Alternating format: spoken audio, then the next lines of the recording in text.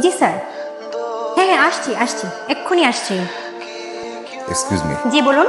Doctor Rini আছেন? জি আছেন, patient দেখছেন। ওখানে বসুন, 2 জনের পর আপনাকে ডাকা হবে।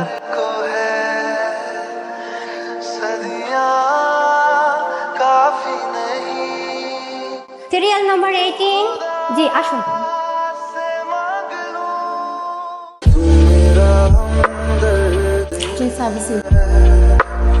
বসুন। কি সমস্যা?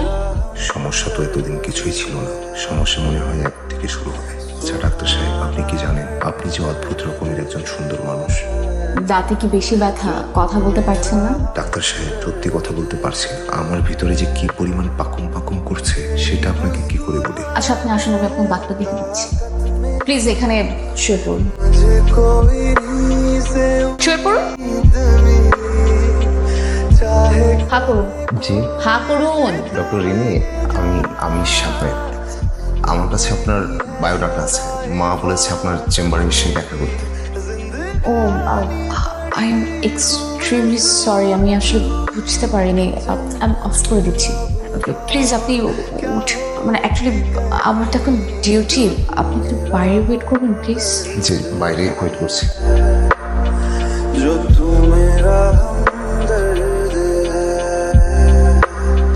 এক্সকিউজ মি, আপনার নামটা যেন কি বললেন? জি সাফায়েত আপনি। আমার তো এখন ডিউটি টাইম, আপনাকে একটু বসতে হবে, কোনো সমস্যা নেই তো? না না একদম সমস্যা নেই, আমি বসছি। Tea coffee? জি চা হলে ভালো হয়, চিনি একদম কম। আমি পাঠাচ্ছি। ডক্টর রিনি, ফুলগুলো আপনার জন্য। White gladiolus. Thank you mister Shafa, please have a seat, আমি পাঠাচ্ছি।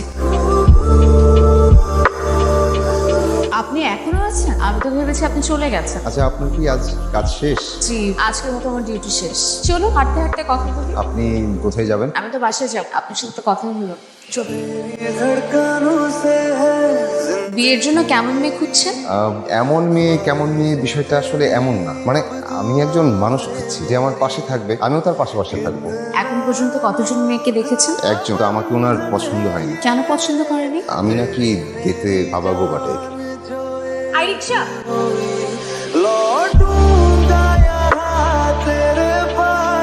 উত্তরটা আমি দিয়ে দিই।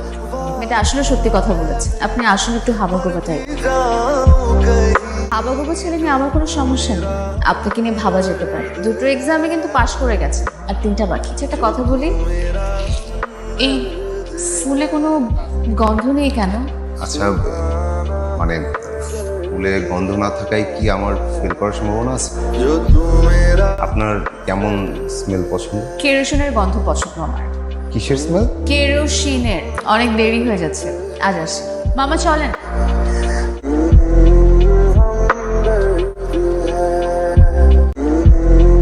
কখন আসছেন? যখন ফোন করলাম তখনই। এটা কি হাতে? ও এটা কেরোসিন। চলুন। জি চলুন। না মানে আজকে আপনার ব্যস্ততা নেই? আজকে চেম্বারে বসবো না, স্যারকে বলে এসেছি। চলুন।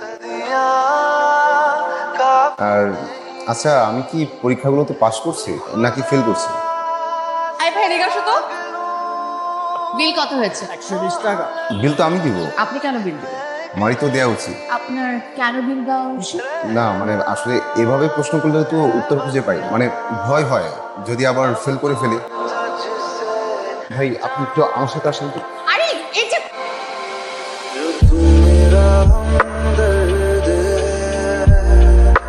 মামা আপনি একটু সামনে গিয়ে দাঁড়ান। ওনাকে ছেড়ে দিতেন, ভেতর সামনে মামা খুব খুশি হবেন। আজ না আরেকদিন। রিনি, আমি আপনাকে খুব পছন্দ করি। না মানে খুব পছন্দ করি। না মানে আসলে আমার পরীক্ষাগুলো কেমন হচ্ছে আমি তো ঠিক বুঝতে পারছি না। আপনি আমার জন্য দোয়া করবেন যেন আমি পাশ করে যাই। আচ্ছা আমি তাহলে যাই, আসলে আর কিছু বলার নাই। এই রিনি, এই ছেলেটাকে দেখ, এই ছেলেটাকে না আমার খুব পছন্দ হয়েছে। বিসিএস ক্যাডার, তোর সাথে খুব মানাবে।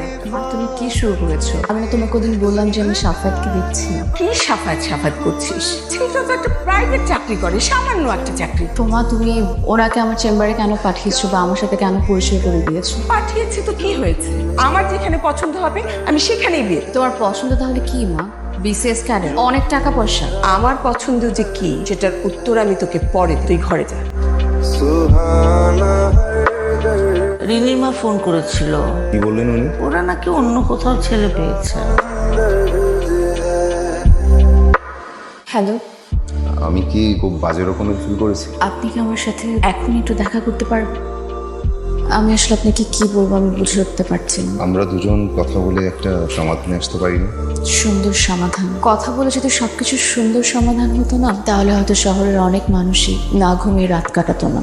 কথা বলে যদি সবকিছুর খুব সুন্দর সমাধান হতো, তাহলে হয়তো কিছু মানুষ দিনের পর দিন বালিশের মুখ গুছিয়ে কাঁদতো না। কথা বলে যদি সবকিছুর খুব সুন্দর সমাধান হতো, তাহলে হয়তো আজ আপনি আর আমি এই পরিস্থিতিতে দাঁড়িয়ে থাকতাম না। তাহলে কি আমাদের দুজনের পথ দুদিকে চলে যাবে? রিনি, একটা সময় আপনি আমাকে মিস করবেন, আমার তাই মনে হয়। কাল সন্ধ্যায় আমাকে পাত্রপক্ষ দেবে।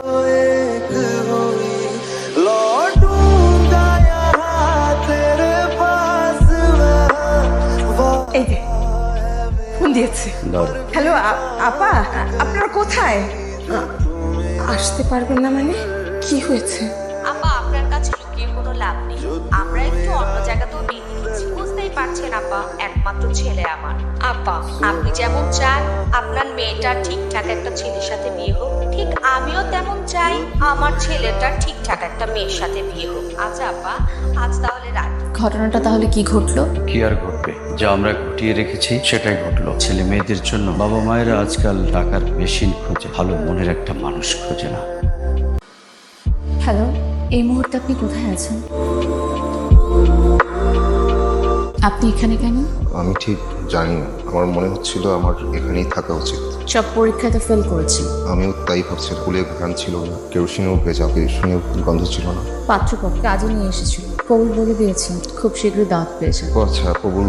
আচ্ছা, আমি তাহলে যাই, আবার যাওয়া উচিত। কোথায় যাচ্ছেন? বাসার দিকে যাবো, মানে বাসায় যাবো না। আসলে আমি রিনি, আমি জানি না আমি কোথায় যাবো, জানি না। আচ্ছা আমাকে একটা কথা বলুন তো, যে মানুষটা আমার সাথে কথা বলার জন্য ঘন্টার পর ঘন্টা হাতে সাদা গ্লাডিয়াস নিয়ে দাঁড়িয়ে থাকে, যে মানুষটা রিক্সায় ওঠার সময় সেফটির জন্য আমার ওনা ঠিক করে দেয়, যে মানুষটা আমার জন্য কাচের বোতলে করে কেরোসিন নিয়ে আসে, সেই মানুষটা আমার কথা চিন্তা করে তার চোখ খুশিতে টল টল করে ওঠে, আমার কি তাকে ছাড়া অন্য কাউকে বিয়ে করানো উচিত? মিস্টার সাফার, আমাকে যে পাত্র দেখতে আসার কথা ছিল সে আসছে না। বেটার অপশন পেয়ে আমি কোথাও চলে গেছে। আর আমি মাকে বলে এসেছি যে যদি বিয়ে করি শুধু আপনি কি করবেন। আমার না মাথা কাজ করছে না, মাথার ভিতরে ব্রেনটা না একবার ডানের দেয়ালে বাড়ি খাচ্ছে, একবার পায়ের দেয়ালে বাড়ি খাচ্ছে। তোর মাথার মধ্যে দেয়াল আছে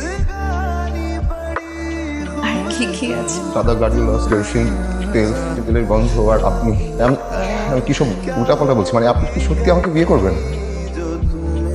আমার আপনার সাথে বিয়ে হবে, আপনার সাথে সংসার হবে, তারপর আমাদের ফুটফুটে দুটো বাচ্চা হবে। সাফার, একটা কথা বলি। আপনি একটা না, 100টা বলুন। আমাদের কি প্রেম হয়ে গেছে? একটু আসতে বিয়ে করবো।